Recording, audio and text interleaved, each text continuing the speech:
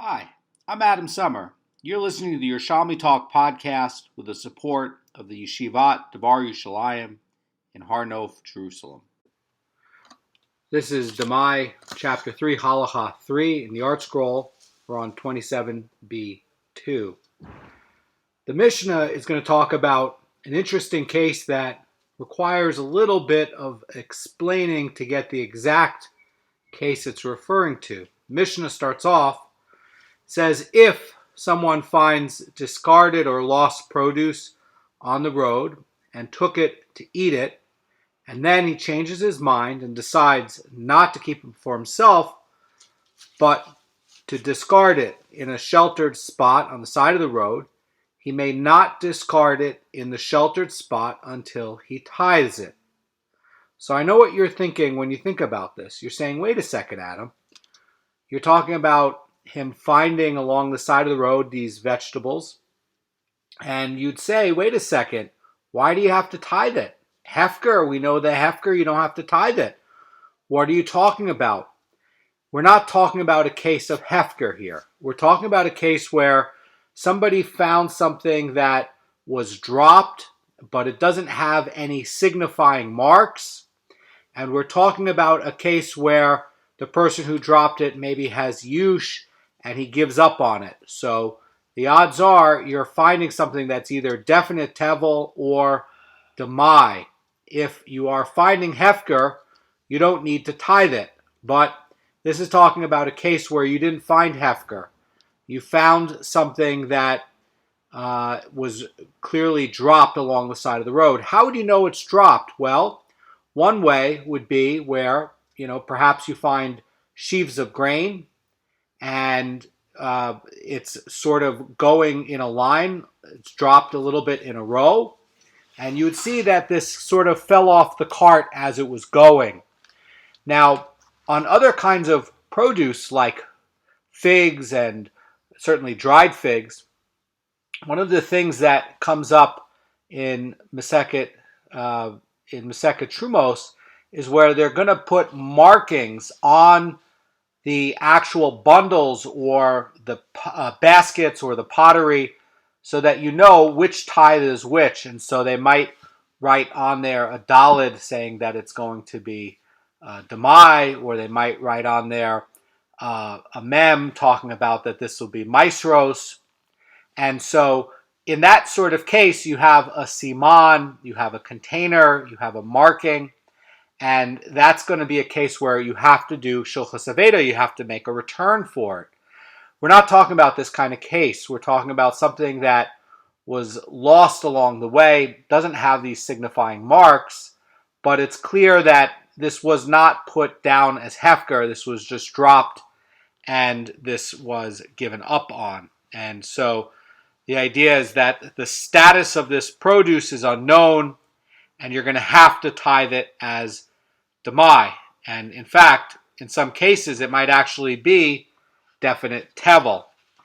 So we're going to get the next case, and it says, but if he initially took the produce so that it will not be trampled on and destroyed, he is exempt from tithing it. What is the difference here? Well, the Rosh points out that this is a case where he's not lifting the produce with the intent to acquire it, and therefore there's no obligation to tithe it by just putting it into a sheltered spot. This comes up, by the way, from other commentaries in the Torah that we saw in Masechet Shvius. This is for you to eat. This is not necessarily for the animals to destroy. This is a theme that comes up in Shvius a few times. And so if you're dealing with definite tevel or definite demai, this is also something for you to eat or for a human to eat. It's not to be trampled on, destroyed, because inside of there is going to be something that has some kedusha when you separate out the tithes. Some part of it is going to belong to the Kohanim. So you don't want to, anyway, there's Baal Tashrus, you don't want to have food get destroyed. So in this case, he's lifting it and moving it, but he's not lifting it with the intent to acquire it. He's trying to move it to a protected spot so it doesn't get destroyed, and someone else will come and collect it and claim it. And as we saw in the first part of the Mishnah, that new person, when he lifts it and acquires it, he will have to tithe it. Now, the Mishnah is going on to a different topic, and it's talking about tithing produce before it leaves someone's possession. And we're going to cover first here in Demai, what about gifts? We have not covered gifts yet.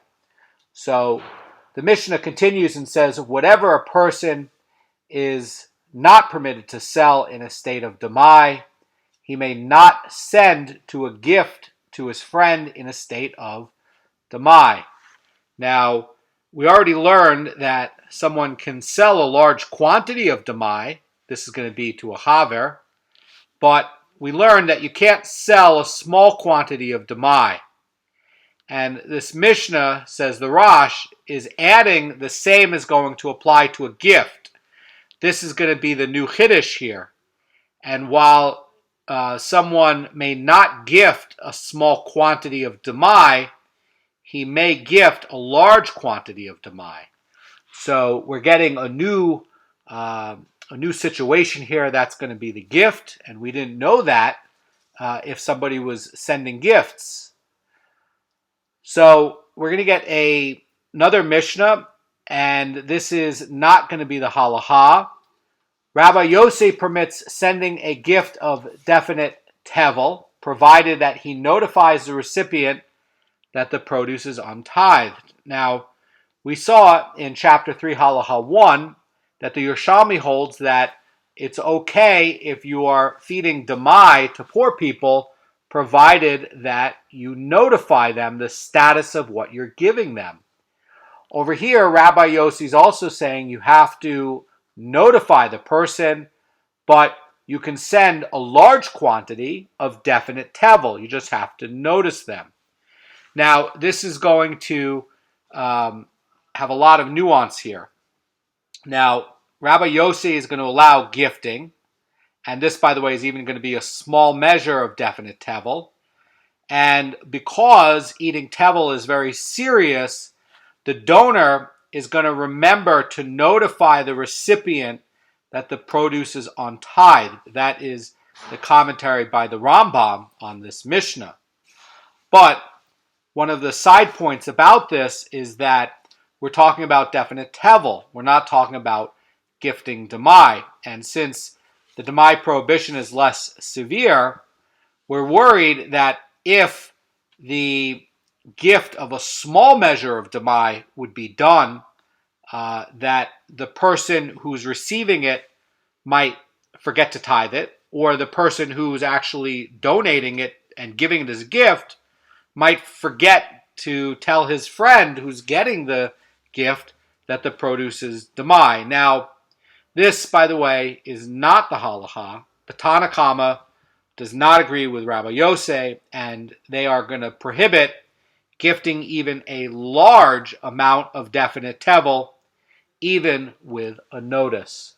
So let's get into these Gemaras, and the Mishnah now is getting back to this case about somebody who is going to be exempted from tithes, and this is going to be where he's picking it up along the side of the road, and then the Gemara is going to be getting by and talking about what about, if you're picking it up and you're not acquiring it and you're just going to be moving it, what's the case?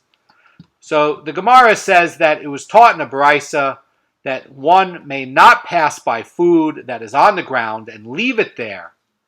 So what are you supposed to do? And the idea here, says the Vilna Goan, is that he must take it and place it in a sheltered area where it will not be trampled by the passers-by.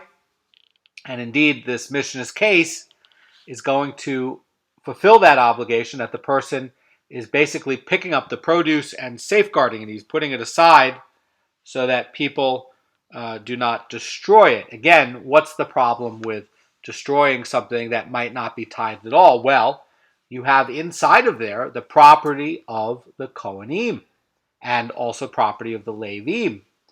And so it's not, you're destroying, you're not just destroying Hefker here, you're destroying something that actually does belong to the tribe of Levi and the Kohanim.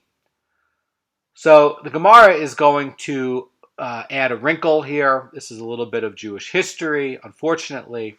And Rabbi Yaakov Bar Zavdi says in the name of Rabbi Abahu, that which the Brisa said, that one may not pass by food on the ground and leave it there, pertained, by the way, only originally to earlier generations when the practice of sorcery was not prevalent among Jewish women.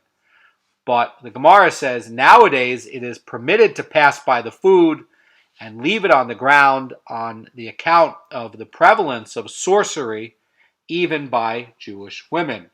This, by the way, comes up as well in the Bavli and Eruvin 64b. And the way it works, according to the Rashi over there, is that sorcerers or sorceresses would place food on the road to try to get people to step on it. And then what would happen is they would come into contact with the sorcerer or sorceress's spell. And the idea is that, if this is going to be the practice of the non-Jews and the Jews at the time to be doing this, you should not even touch the food lying on the ground so that you don't come in influence with a spell.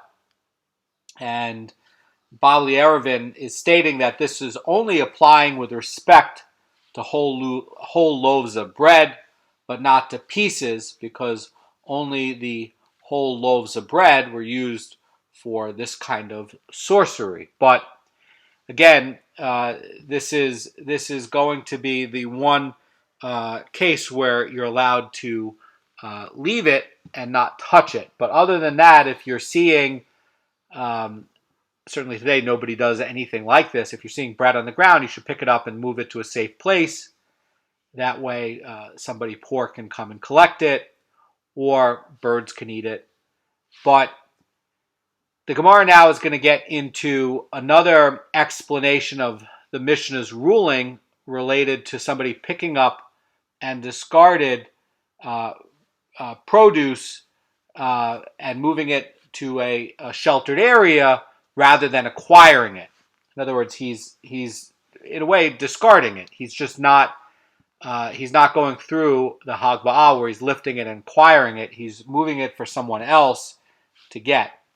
So we learned there in a Mishnah, this, by the way, is going to be Baba Kama, chapter 3, Halacha 4. And it says over there in the Mishnah, the case like this. It says, if someone turns over dung lying in the public domain, and another person is subsequently damaged by it, the one who turned over the dung is liable to pay for his damages. And the Baraisa was taught regarding this Mishnah, and it is forbidden for another person to take the dung under the laws of theft. Now, why would somebody care about dung? Well, in the old days, cow dung was very valuable. It was used to fuel ovens. And so, let's say you're making pottery or something like that, the dung is very good for glazing and for hardening pottery. So there is a value for dung, and it's used, and in the ancient world, it was used all over the world because when you dry it out, it's very flammable. So, and it gets very hot, by the way. It has a lot of BTUs, and that's why it's so good for pottery. So why would this be where somebody who just turns it over is going to or lift it or turn it over is going to cause where there could be a liability for damages? Why would it be where this could be forbidden even from the laws of theft? And the Ramban, in his commentary over here, is explaining that someone who turned over the dung acquired it, and it's forbidden for another person to take it. And the idea is that the person who turned over the dung intended to acquire it, and he lifted up, and then because he did an acquisition with it, he cannot take it. So that if you did take it, it would be theft. So the other case that's going to be coming up is going to be, why would this person be liable, who lifted it up, be liable for damages if somebody slipped and fell on this? The Gemara is going to get into this. Kana says, and by the way, in the Yerushalmi, when it's talking about Kana, they will use a short version. In the Bavli, this is Rav Kana, the one who came over from Bavli to Eretz Yisrael to be Rabbi Yochanan's student. But just as a note, in the Yerushalmi, usually it'll call Rav Kana just Kana, and says that Kana said that this Barisa's ruling is stated only where he turned over the dung with the intent to acquire it. So there was an acquisition that happened, and the Gemara continues and says, but if he turned it over simply to clear the area of the dung, he does not acquire it, and he doesn't intend to acquire it. And in this case, says the Brisa, the ruling was not stated regarding the dung remaining ownerless and another person taking it. So really what's happening is, with regards to this dung, this is very similar to the case of what happens about trying to lift the vegetables that you found on the side of the road to move it over to a safe spot without acquiring it. So what's going to happen here with the dung is going to be the same thing. If somebody moves the dung and does not intend to acquire it, but somebody comes and slips on this, nonetheless, this person is going to be liable for damages. And that's going to be a big hiddush here. What is going to be the difference? Now, in terms of the vegetables, would that be the same case? I'm not sure. It might be. But certainly here, if the person did not intend to acquire it and moved it, he still has liability. And, by the way, if he does intend to lift it and move it and acquire it and then put it down, he will be, if the other person lifts it and takes it, will be liable for theft. Now, the Gemara continues and says, regardless as to whether he turned over the dung with the intent to acquire it, or whether he turned it over and did not intend to acquire it, if another person is subsequently damaged by this dung, he is liable for the damages. And that might be very surprising to a lot of people. By the way, the Gemara is going to come and explain it, and this is one of the beautiful parts about learning Gemara, because it helps to sharpen your understanding of what's going on with the Mikra and the Torah, and elevates your understanding for the beauty of Torah. So the Gemara is going to ask a question. The Gemara is going to say like this. This is really what the Gemara is going to be asking.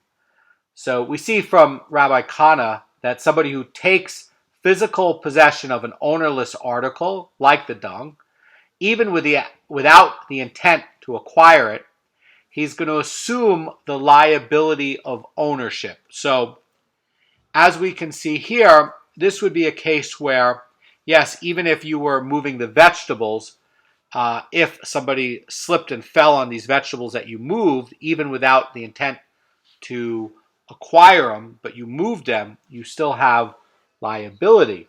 So that will answer that question. So too here with the dung. And the Gemara says, yet here with respect to the Meiser obligation, you say this, that the one who takes physical possession of a discarded item in order to move it to a sheltered area does not acquire it. And then the question is that going to also be where he's assuming the liabilities of ownership?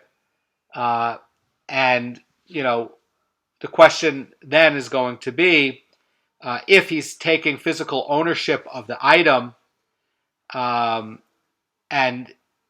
is it just going to be liabilities of ownership? Or what about, if you create a hazard? What if you move it and somebody gets damaged by it and you didn't even acquire it, but you just moved it?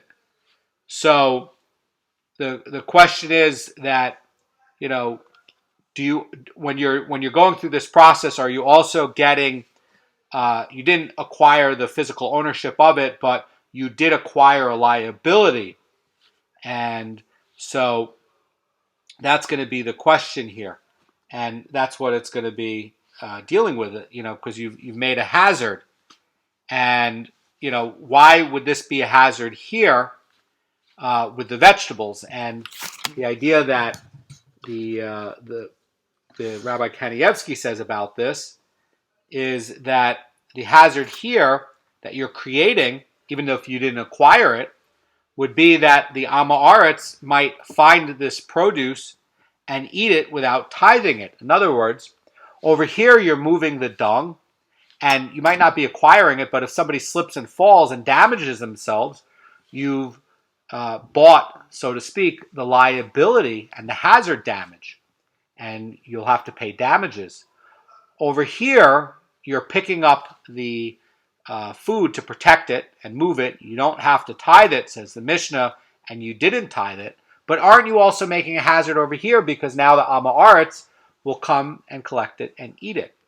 So the Gemara is going to answer this with regards to the dung, and it's going to say, Rabbi Avin says there concerning liability for damages, it is written over there in Exodus 21:34. It says, if a man shall uncover a pit, or a man shall dig a pit and not cover it, and an ox or a donkey shall fall into it, the owner of the pit will make restitution. Now, the expression here where it says the owner of the pit will make restitution does not mean that he actually owns the pit. He just owns the liability. And effectively, he has the legal title of the pit and the hazard. So the Gemara continues and says the party responsible for the damage will make restitution. And what does that mean? Well, although, says the Vilna Goan, although the dung was already in the public domain, it is only on account of having shifted the dung to a second spot that the person is going to be incurring the damages. It's only on the second spot. It's not on the first spot. And really what this Gemara is explaining is that the one is held accountable for an ownerless hazard. And so that's why if you've just turned over the dung, you're assuming the liability for the damages. It's not because you're taking physical possession of the dung that's going to give him the liability, the ownership as well. In other words, you made a stumbling block in front of a blind person. You've effectively dug a pit.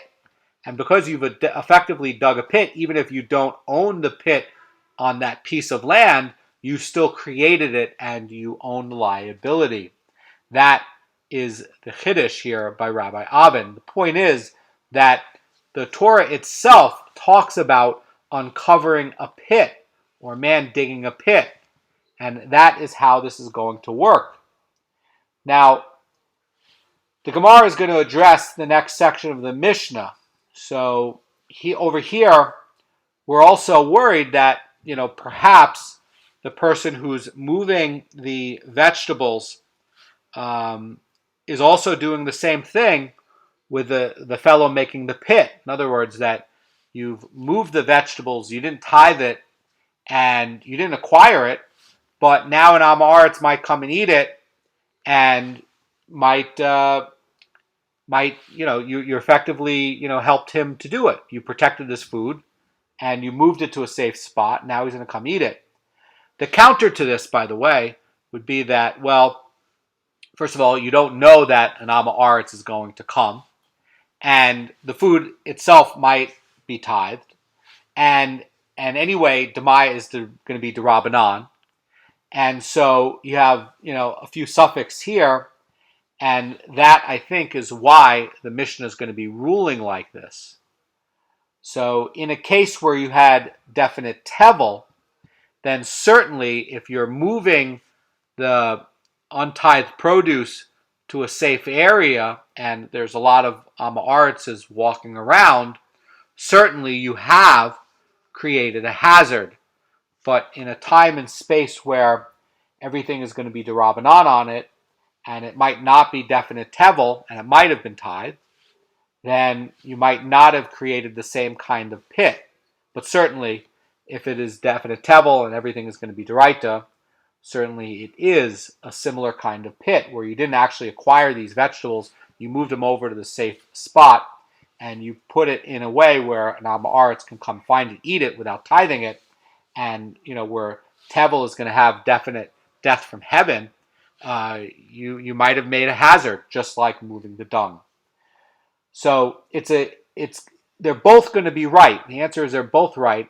It's basically going to depend on when is the tithing going to be d'oraita and d'Rabbanan. That's going to be dependent in this case. The Gemara moves on to the next section of the Mishnah, which says, whatever a person is not permitted to sell in a state of Demai, he may not send as a gift to his friend in a state of Demai. In other words, Rabbi Yossi, who, by the way, is going to be permitting sending a gift of definite tevel, the condition is that he has to notify the recipient that this is untithed. And the Gemara is going to set forth the applications of the Tanna Kamma's rule. The Gemara says a small measure of produce that one is not permitted to sell in a state of Demai, one may not send as a gift to a friend in a state of Demai. But a large measure of produce that one may sell in a state of Demai, one may send as a gift to his friend in a state of Demai. So over here, we're seeing a clarification of Rabbi Yossi's point, and Rabbi Yossi permits sending a gift of definite tevel both in small and large measures, but he prohibits sending a gift of Demai in a small measure. So over here, says the Marafulda, in the Mishnah, Rabbi Yossi states only that gifting definite tevel is permitted, and he does not address gifting Demai. And it is possible that he argues with the Tanna Kamma, who, by the way, are going to be differentiating between large and small measure gifts, just as we saw, by the way, in chapter 2, halacha 4 and 5, with making sales with large quantities or small quantities. Over here, the gifts are also going to be denominated by large quantities and small quantities. And the Tanna Kamma is holding that the permit of giving a large measure gift applies only to definite tevel where there is no concern that the donor will fail to notify the recipient of the gift's untithed status. Sorry, that is not the Tanna Kamma's point. That is Rabbi Yossi's point. But with regards to Demai, the Gemara here is trying to teach that this is not really Rabbi Yossi's intent. And Rabbi Yossi, with regards to Demai, is agreeing with the Tanna Kamma, differentiating between large and small measures of Demai. And the argument that Rabbi Yossi has with the Tanna Kamma is going to be that any measure, definite tevel, may be gifted, and you just have to notify them. Tanna Kamma is forbidding gifting large or small measures of definite tevel. And so Rabbi Yossi is going to be agreeing with the Tanna Kamma on giving gifts for Demai. And by the way, this is not addressing the gifting of Demai. He by the way, Rabbi Yossi is going to prohibit sending a gift of Demai in a small measure. Why would all of this be? Well, one of the worries is that in terms of a small measure of Demai, the person who's sending it might forget to notify the recipient that this is Demai, and then somebody may come and eat it. With regards to tevel, tevel is very, very serious. If you eat it, you get death from heaven, and I think the Tanna Kamma are putting a fence around it and being even more strict to make sure that there really is no chance that somebody can come and forget, even in the notification, that somebody may come to eat tevel. So when you have a case where you have a d'oraita thing like this, like a very serious thing of death from heaven, from violating something d'oraita, this is always going to be strict. It's never going to be a lenient ruling. So that, I think, is why the Tanna Kama are being so strict on this. So both the Tanna Kama and Rabbi Yosei are going to allow selling or gifting a large measure of Demai before they tithe it. But they're both not going to allow a small measure of Demai.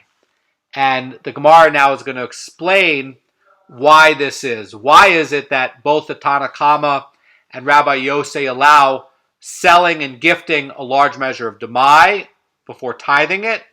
So they don't have to tithe it, this kind of gift, but not a small amount of Demai.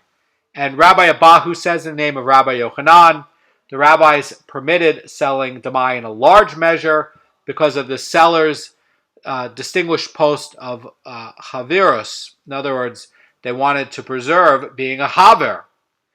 And the Gemara says that this mission of ours prohibits gifting Demai in small measures. So why would this be? Well, the giving a gift or selling a large amount of Demai, large quantities of this Demai, does not really have a lot of profit in it. And so if you forced the giver of this or the seller of this very large quantity with very small amount of profit to also go through the process of tithes, then not a lot of people are going to be signing up to be a haver because you're eating away all the margin. There's no point to do it. And so the idea here, as Rabbi Abahu says in the name of Rabbi Yochanan, is that the rabbis are going to be allowing the selling of Demai in a large amount because if they don't, not a lot of people are going to be willing to be a haver and go through dealing with tithes at all. And they're trying to protect this institution. So the Gemara is going to get another proof of this logic. This, by the way, is also going to be reiterated from chapter 2, Halacha 4 and 5. And we're going to be getting into these baskets of fruit. So Rabbi Yosei says baskets of figs, baskets of grapes, boxes of vegetables of Demai, as long as one sells them by estimate rather than by exact weight, measure, or count, he is exempt from tithing them. Why would that be? Because in general, sales by estimate is going to benefit the buyer. This was in Demai chapter 2, Halacha 4. And the onus is going to be on the buyer, and just like the wholesale transaction. Because if you're dealing with these large baskets of grapes with a large volume, and you're doing it by guessing, most of the benefit's going to accrue to the buyer. The buyer is going to be the one who's going to be doing it, and the person who's selling it is not going to be tithing it, just the buyer. Just like buying a large heaping pile of grain as buying from a wholesaler. So the fact that Rabbi Yossi is exempting the seller in this case demonstrates that Rabbi Abahu's logic is correct, and Rabbi Yosei permits large measure gifts of Demai.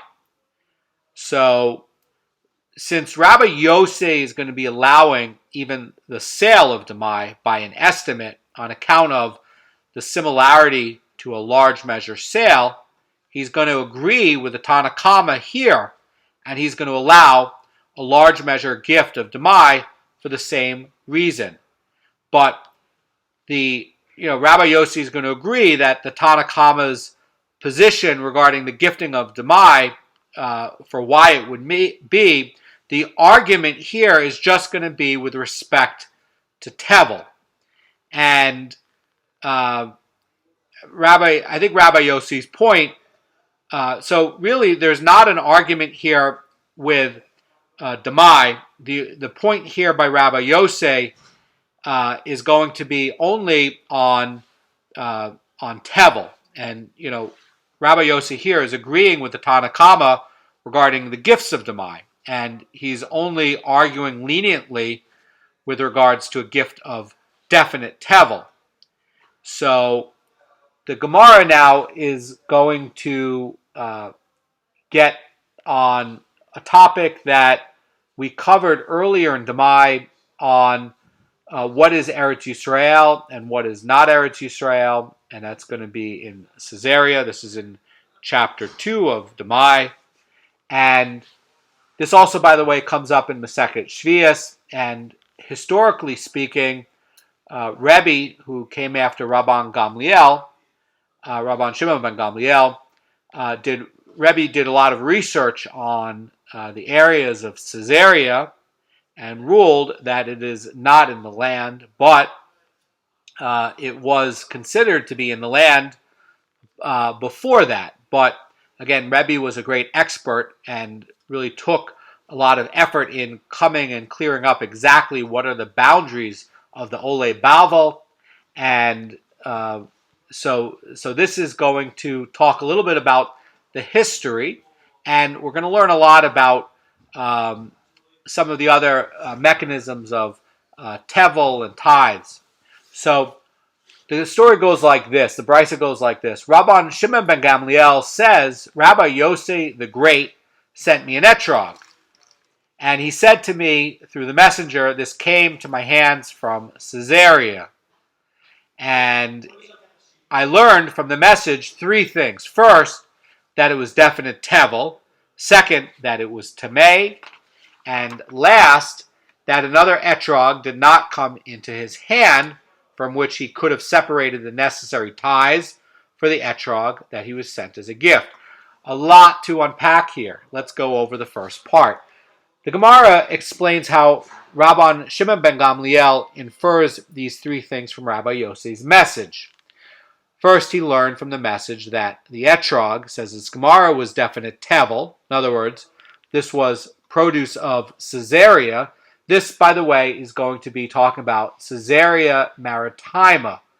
This is the Caesarea along the sea. And as we saw in Demai chapter 2, anywhere along the sea where you can see the sea there in that area, it's going to be outside of the land. This also, by the way, is in Masechet Shvius, chapter 6, halacha 1. So we're saying at this time, this is going to be considered definite tevel.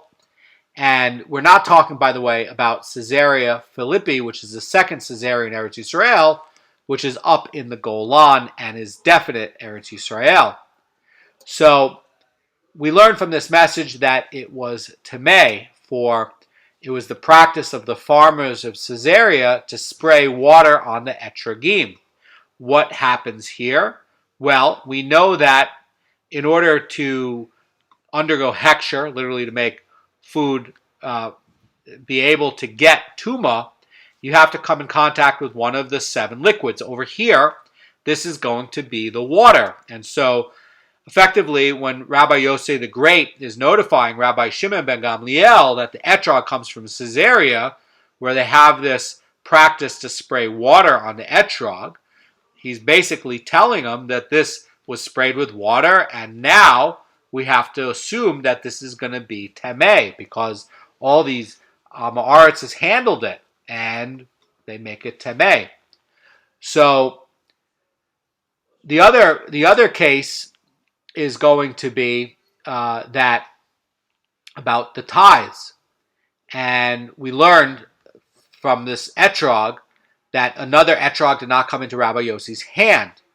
And why would that be? Says the Gemara, if another etrog came into his hand, he would have separated tithes from this etrog on behalf of that etrog. But that really poses a question. Why wouldn't he just cut off a piece of etrog? And that's really what the Gemara is going to ask next. And so the Gemara asks the same question, but let him just tithe from the etrog on behalf of itself. In other words, very, very nice that he doesn't have another etrog, and he's only sending this untithed etrog gift. But why doesn't he just slice off a piece of this etrog and then say, okay, that was the tithe? again, this etrog is a gift, and so far we've been talking about gifts. So the Gemara is going to answer that he reckoned with the practice of the etiquette of Bar Kapara, and Bar Kapara says that it was not the way of people to send to their friends articles that are not whole. So really, this is a derech eretz thing, and he doesn't want to send a gift of a deficient etrog.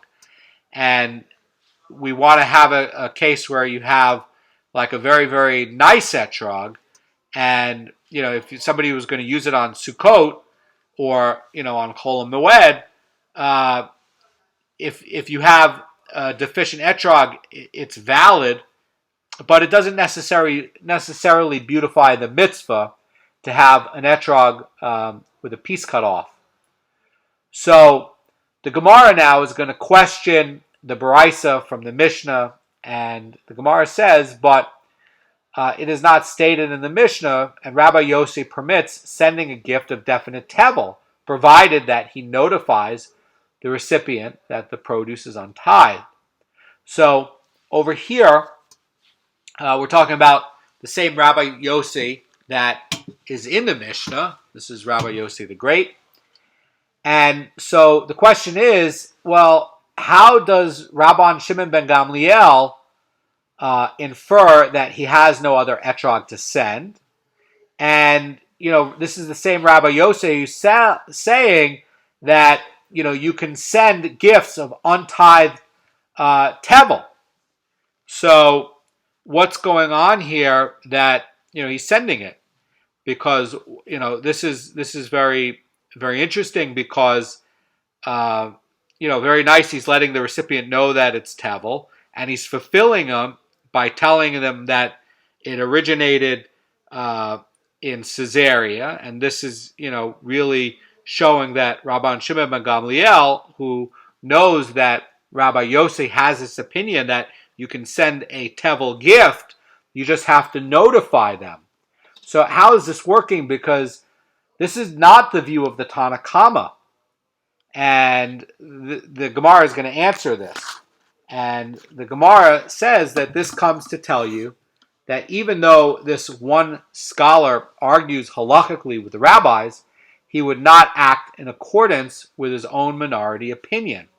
In other words, Rabban Shimon ben Gamliel was certain that Rabbi Yossi had no other etrog to go and make the tithes. And if he did, he would have tithed the etrog before he sent it, in accordance with the majority opinion of the rabbis who prohibit sending a gift of tevel. So why is it that it looks like Rabbi Yossi acted with his own opinion?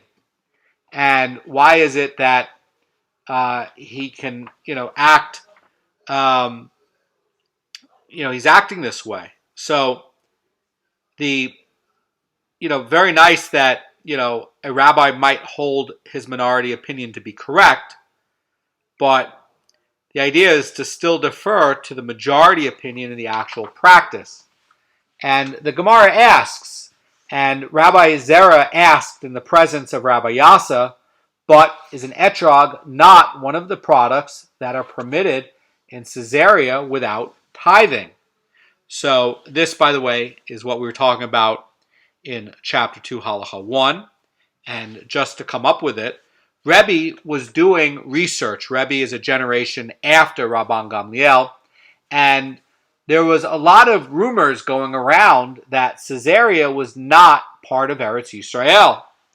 And Rebbe, upon doing more investigation, studied this matter and in fact found that this area of Caesarea was not conquered by the Ole Bavel. And so effectively, Rebbe later on is ruling that Caesarea was not conquered and sanctified as part of Eretz Yisrael. And effectively, Rabbi Yossi, who is sending this etrog, is holding that this is actually not tevel at all. And that's part of the point of Rabbi Yossi notifying Rabban Shimon ben Gamliel that the etrog was from Caesarea. And according to this other opinion that was held at the time, that it was untithed. Why is it untithed? Because it's not tevel, because it's not part of Eretz Yisrael. So was Rabbi Yossi violating the words of the Tana Kama and taking the minority opinion? No, not at all. We just know that there was a debate in this area, and it finally got resolved by the court of Rebbe a generation later, upon doing more investigation. And the Gemara answers all of this, and Rabbi Yassa says to him that was it not Rebbe who ruled Caesarea permitted? And Rabban Shimon ben Gamliel preceded Rebbe by a generation. In other words, at the time of the incident, the untithed etrog from Caesarea by Shimon ben Gamliel could have been considered to be tevel.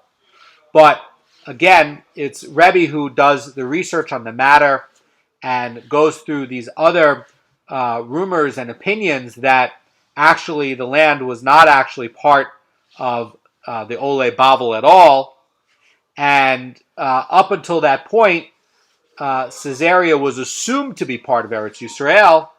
And so, again, you had a lot of opinions floating around that it might not have been part of Eretz Yisrael. And so, in fact, Rabbi Yossi is not sending a gift of tevel and going by his own ruling. Really, what he's doing is he's going by this other opinion, which Rebbe actually ends up, upon doing more research, codifying that Caesarea Maritima is not part of Eretz Yisrael, and therefore the produce is not going to be tevel at all. And so when he's sending this gift, you can learn that that this is being sent from outside of Eretz Yisrael into Eretz Yisrael. And that is the point of this. Have a great day.